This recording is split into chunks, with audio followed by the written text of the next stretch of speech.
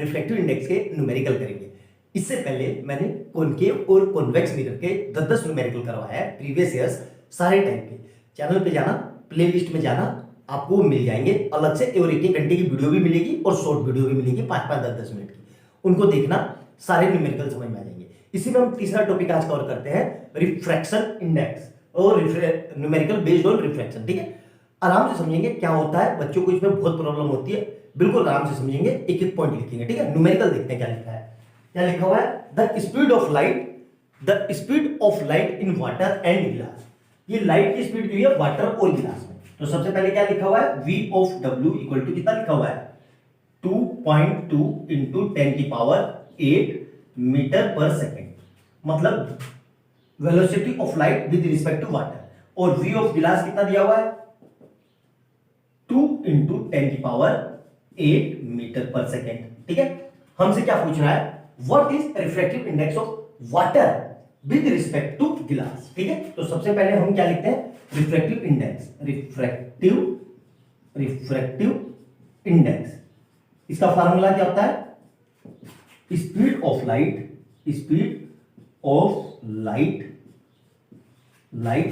In medium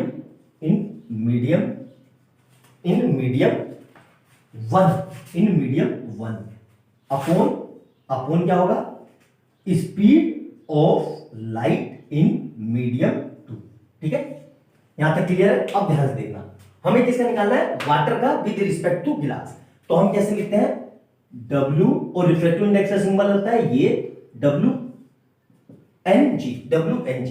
अब ध्यान से देखना किसका, अब जब हमने WNG लिखा है तो जो लास्ट में होगा यहां पे गिलास, तो उसकी स्पीड को लिखेंगे, मतलब गिलास की स्पीड। और गिलास की स्पीड कितनी है मेरी? तो फार्मूला मेरा क्या हो जाएगा? V of G upon V of W। यहां तक क्लियर है? मेरे ख्याल से कोई डाउट नहीं होगा। V ऑफ G कितना है? यहां देखो 2 इंटू 10⁸ मीटर पर सेकेंड, और ये कितना है? 2.2 इंटू 10⁸ मीटर पर सेकेंड। ठीक है, क्लियर है यहां तक? अब देखना ध्यान से, करेंगे कैसे। इस 10⁸ से 10⁸ कट गया, बिल्कुल कट गया। अब देखो यहां पे कितना है? 2, और यहां कितना है? 2.2। तो इसको मैं ऐसे लिख सकता हूं 2 अपॉन 2.2, और इसको मैं ऊपर ले जाऊंगा तो ये यहां पे 0 हो जाएगा। अब ये दोनों कट के क्या दे देंगे? 10/11, 2 से कट गए। और इसको सोल्व करेंगे तो अल्टीमेट मेरा आंसर क्या आएगा? 0.9090। ठीक है, मतलब refractive index of water with respect to glass कितना है? 0.9090। यही हमसे पूछा गया है पहले पॉइंट में। ठीक है, यहां तक मेरे ख्याल से कोई दिक्कत है? कोई दिक्कत नहीं होगी। ठीक है, अब ध्यान से देखना अगला पॉइंट में क्या करना। अब ध्यान से देखना, ये आंसर समझ में आ गया? ठीक है, अब अगले पॉइंट में हमें किसका निकालना है? सेम फार्मूला रहेगा, कुछ चेंज नहीं होगा, सब ये डाटा रहेंगे। क्या निकालना है? गिलास विद रिस्पेक्ट टू वाटर, मतलब अब क्या लिखूंगा मैं? GNW। ठीक है, अब इसके दो तरीके हैं, चलो पहले ये लिख लो, फिर बताता हूं दूसरा तरीका क्या है। ठीक है, GNW, तो इसमें क्या हो जाएगा? V of W upon V of G। ठीक है, मतलब velocity of light in water और वेलोसिटी ऑफ लाइट इन गिलास, ओ वेलोसिटी ऑफ लाइट। ठीक है, या स्पीड लिख लो, एक ही बात है। ठीक है, तो यहां पे क्या हो जाएगा? देखो ध्यान से, V ऑफ W और V of G। V of W कितना है मेरे पास? 2.2 इंटू 10⁸, और अपॉन में कितना है ये? 2 इंटू 10⁸ मीटर पर सेकेंड, और यहां पे भी क्या है? Metre per second. ठीक है, अब ध्यान से देखो, इस पूरे से ये पूरा कट गया, इससे ये कट गया, तो अल्टीमेट क्या बचा मेरे पास? 2.2/2। ठीक है, अब इसको सोल्व करेंगे तो ये कितना हो जाएगा? नीचे 10, तो ये कितना सोल्व करके आ जाएगा? 11/10। जिसको सोल्व करेंगे तो क्या आंसर आएगा? 1.1। ये मेरा क्या आ गया? Refractive index of glass with respect to water कितना है? 1.1।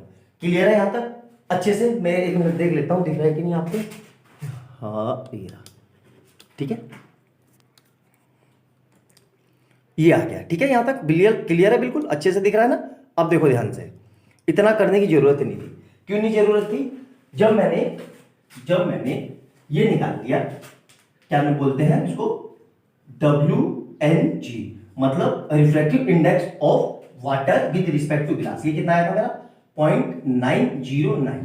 अब इसमें एक फार्मूला होता है कि जब भी WNG इक्वल टू किसके बराबर होता है? 1/G एन डब्ल्यू के, ठीक है। तो यहां से क्या आ जाएगा मेरा G N W equal to 1/W/Ng, और ये मेरा कितना आया था 1 डिवाइडेड बाई 0.09, जी मतलब 1 डिवाइडेड बाई 0.909, ठीक है।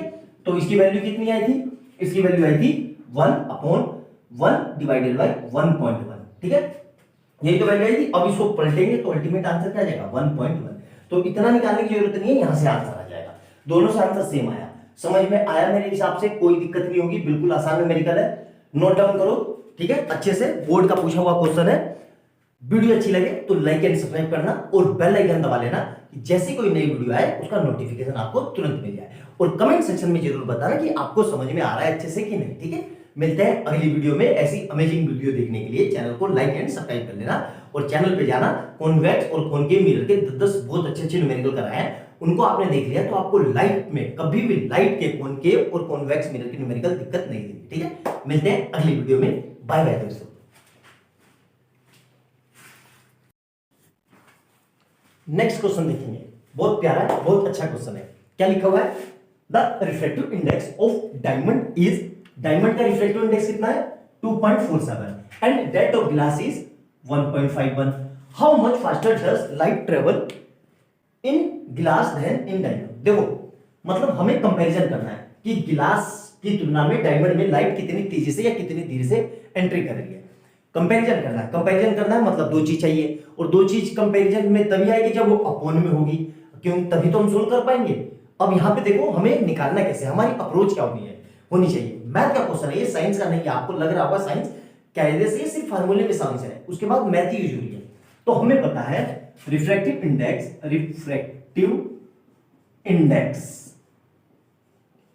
इंडेक्स इज इक्वल टू क्या होता है, स्पीड ऑफ लाइट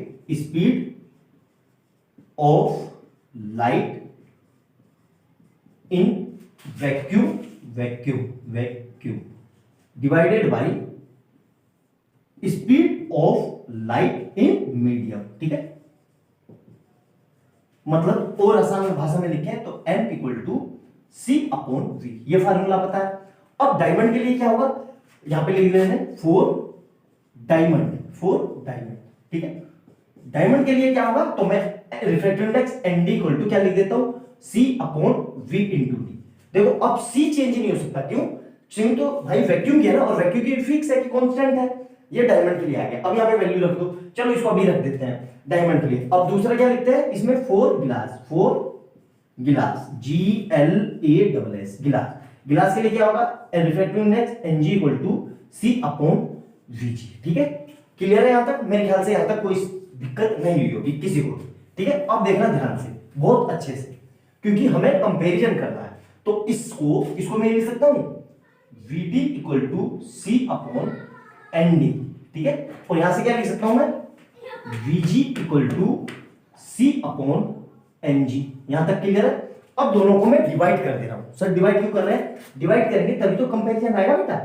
देखो डिवाइड करेंगे तभी तो कंपैरिजन आएगा। अब देखो क्या कर रहा हूं मैं, ऐसे लिख देता हूं इक्वेशन 1 डिवाइड बाई इक्वेशन 2। 1 को मैं 2 से डिवाइड कर रहा हूं, तो ये क्या हो जाएगा, देखो ध्यान से, Vd upon Vg equal to, इधर क्या लिखा हुआ है, Vd के साथ क्या लिखा है C/Nd अपॉन में पूरे के C/Ng, मतलब refractive index of glass. Clear है यहां तक, यहां तक मेरे ख्याल से कोई डाउट नहीं होगा, सारी चीजें क्लियर हो गई होगी।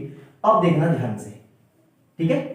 अब इस C से ये C कट गया, अब ये जाएगा ऊपर मल्टीप्लाई में, तो यहां से क्या फार्मूला बन गया, so that Vd upon Vg equal to Ng upon Nd। मतलब यहां से फार्मूला हमारे पास निकल के आ गया कि जब भी दो मीडियम दिए हों, दो मीडियम का रिफ्रैक्टिव इंडेक्स दिया हो और उनकी वेलोसिटी को कंपैरिजन करेंगे तो डायरेक्ट इस फार्मूले पे लगाएंगे, यहां से हम डायरेक्ट अपना काम कर लेंगे, ठीक है। अब हमें ये तो पता नहीं है ना Vd ना Vg, तो Vd और Vg मतलब velocity, speed of light in diamond upon speed of light in glass equal to, लेकिन हमें रिफ्रैक्टिव इंडेक्स पता है।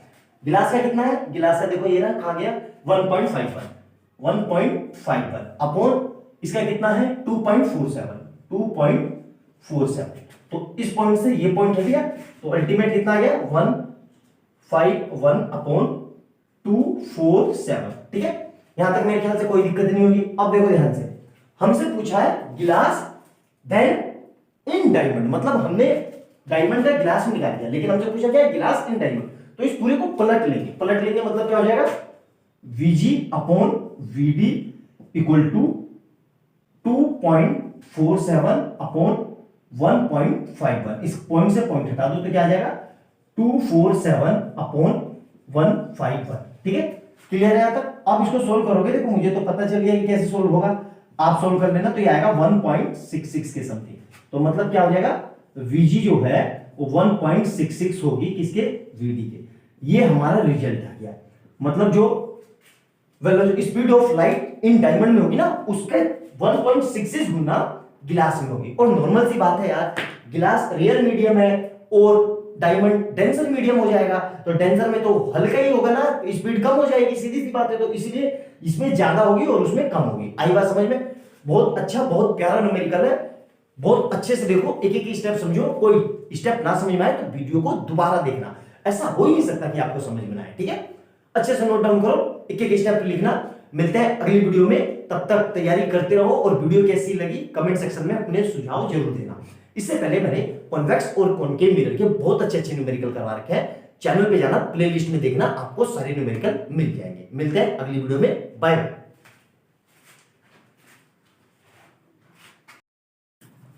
क्वेश्चन नंबर नेक्स्ट देखेंगे, बहुत हल्का क्वेश्चन है, लेकिन एक बार को समझ में नहीं आएगा कि करेंगे कैसे। ठीक है, देखो क्या दिया हुआ है, द रिफ्रैक्टिव इंडेक्स ऑफ गिलास is 1.6 and that of diamond is 2.6। मतलब गिलास का रिफ्रैक्टिव इंडेक्स दिया हुआ है, लेकिन किसके रिस्पेक्ट में दिया हुआ है पता नहीं।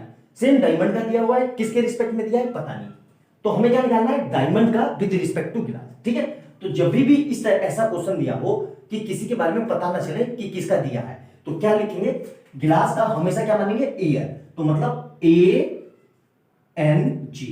ठीक है, ANG मतलब ANG मतलब refractive index of glass with respect to air. कितना दिया हुआ है ये 1.6।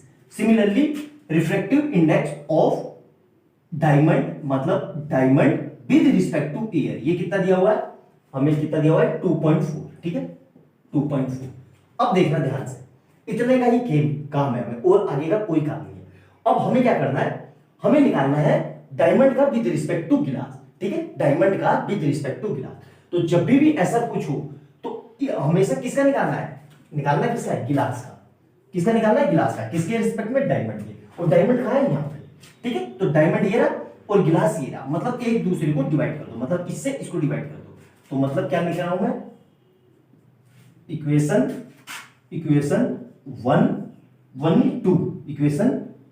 2 डिवाइडेड बाई इक्वेशन 1, मतलब 2। तो 2 क्या लिखा हुआ है, देखो AND divided by ANG equal to कितना है ये 2.4/1.6। ठीक है, क्लियर है। तो देखो सिंपल सा, ऐसे काटना नहीं है, मैं आपको सिर्फ समझा रहा हूं इसलिए बताना पड़ रहा है। तो इससे ये कट गया। ठीक है, तो अब D और G बच गया ना, तो इसको क्या लिख देंगे, रिस्पेक्ट डायमंड का विद रिस्पेक्ट टू गिलास। और इसको छेड़ेंगे नहीं, इसका जो ये पॉइंट से पॉइंट कट गया, तो इससे ये कट गया। तो ये कितना आ जाएगा 8 3 24 और 8 दूनी 16। तो कितना आ जाएगा ये 3/2। और इसी को फर्दर क्या लिख सकते हैं 1.5। यही हमारा आंसर है। इतना सा कंसेप्ट था, इतना सा लॉजिक था, और इसको सोल्व करना था। ठीक है, वीडियो अच्छी लगे तो लाइक एंड सब्सक्राइब कर देना और ज्यादा से ज्यादा शेयर करना, ताकि आपको समझ में आ जाए। पूरा कंसेप्ट कैसे होगा ये चलो बता देता हूं। देखो मैं पूरा आपको कंसेप्ट ये कैसे है, यहां तक ये समझ में आया। ये तो सिंपल सा तरीका था बिल्कुल ऐसे करने का। अब देखो हमें पता है, देखो ध्यान से पूरा कंसेप्ट ध्यान से समझ लो, उससे भी यही आंसर आएगा। ठीक है, हम जानते हैं रिफ्रैक्टिव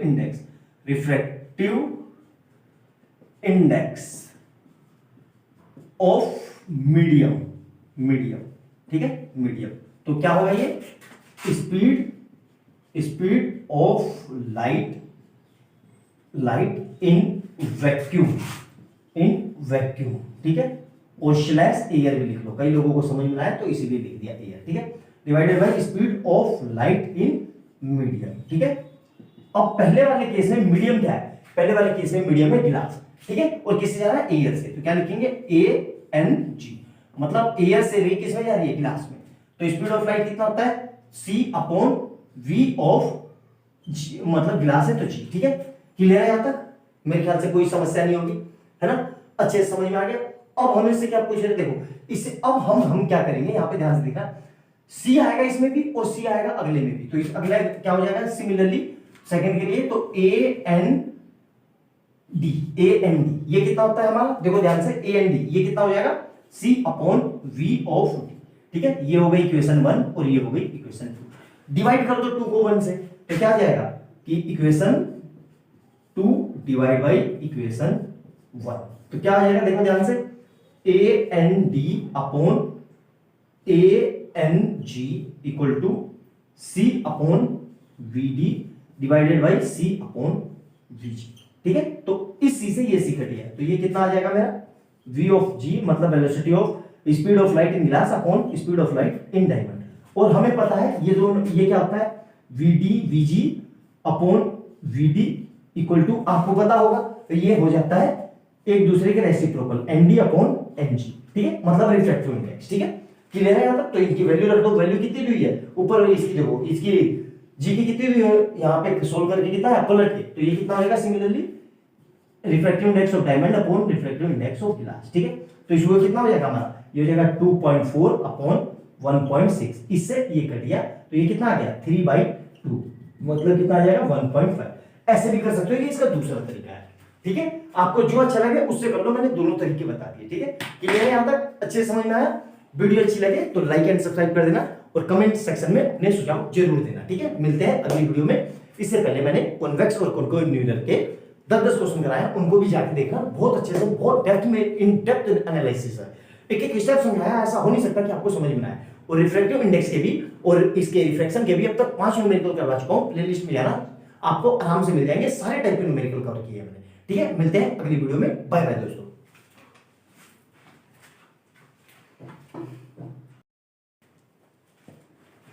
गुड मॉर्निंग बच्चों, रिफ्रैक्टिव इंडेक्स का एक क्वेश्चन, रिफ्लेक्शन का एक न्यूमेरिकल मैं करवा चुका हूं, उसी सीरीज में हम दूसरा न्यूमेरिकल आज करते हैं।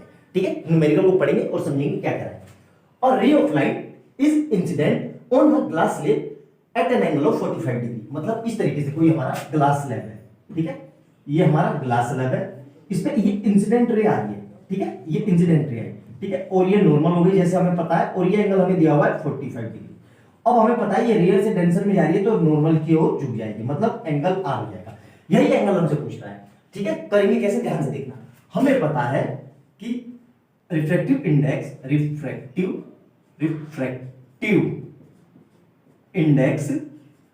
इंडेक्स सिंबल किससे दिखाते हैं, एन से, is equal to sine of angle of incidence divided by sine of angle of refraction. ठीक है, ये पता है हमें, स्नेल्स लॉ है, ये नहीं पता है तो आपकी बुक में दिया हुआ है एनसीईआरटी, तो इसको क्या लिख लेंगे, एन इक्वल टू, और क्या हो जाएगा ये sine I upon sine R. ठीक है, हमसे इसकी वैल्यू पूछ रहा है। ठीक है, तो क्या करेंगे, इसको मैं ये लिख सकता हूं, sine R equal to sine I upon N. ठीक है, मतलब रिफ्लेक्टिव इंडेक्स, बस कुछ नहीं करना है, यहाँ पे वैल्यू रख दो, साइन आर तो ऐसे रहा मेरे पास। ठीक है, साइन आई कितना हुआ है, साइन 45, और रिफ्रैक्टिव इंडेक्स कितना दिया हुआ है 1.5। ठीक है, तो इसको सोल्व करके देखो, मैं फर्दर ऐसे लिख सकता हूं, साइन 45 कितना होता है हमारे पास, हमें पता है कि भाई ट्रिग्नोमेट्री में आप पढ़ चुके होंगे, साइन 45 कितना होता है 1/√2। ठीक है, डिवाइड बाई इस 1.5 को मैं ये लिख सकता हूं, ध्यान से देखो ये। ठीक है, अब ये दोनों आपस में कट जाएंगे, बिल्कुल कट जाएंगे 5 से, तो 5 3 जा और 5 2 जा।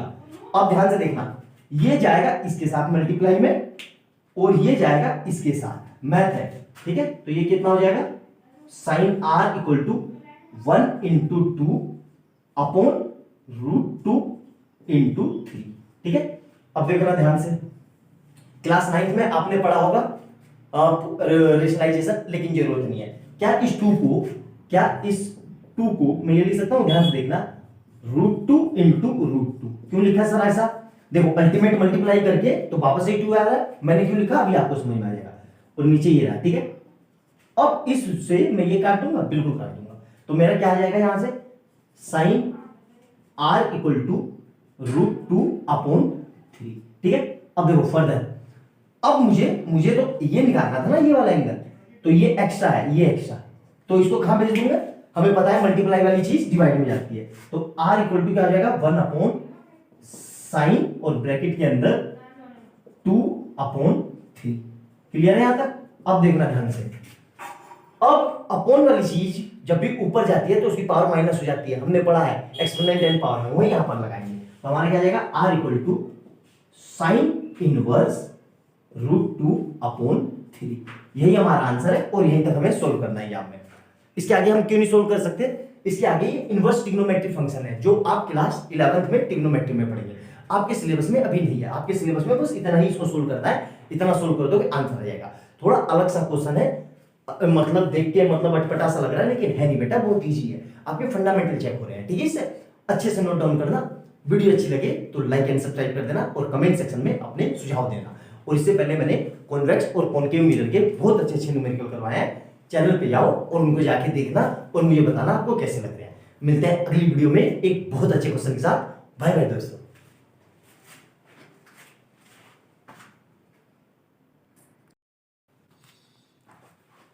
क्वेश्चन नंबर नेक्स्ट देखेंगे, बहुत प्यारा, बहुत सुंदर सा और बहुत सिंपल क्वेश्चन। मैक्सिमम बच्चे इन क्वेश्चनों को भी गलत कर देते हैं। क्या लिखा हुआ है, calculate speed of light in water of refractive index of 4/3 given speed of light in air is equal to.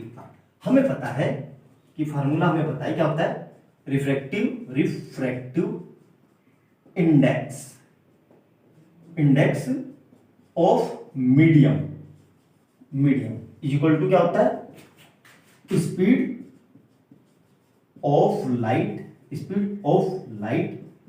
In vacuum divided by speed of light in medium, ठीक है। अब देखो यहाँ पे मीडियम क्या है, यहाँ मीडियम है वाटर, और वाटर का रिफ्रैक्टिव इंडेक्स कितना दिया हुआ है, ये दे रखा है, मतलब 4/3, ठीक है। और speed of light on air या वैक्यूम में एक ही बात है, कितना भाई है 3 × 10⁸ डिवाइडेड बाय मीडियम का निकालना है, तो मीडियम का लिख लो V ऑफ वाटर, ठीक है।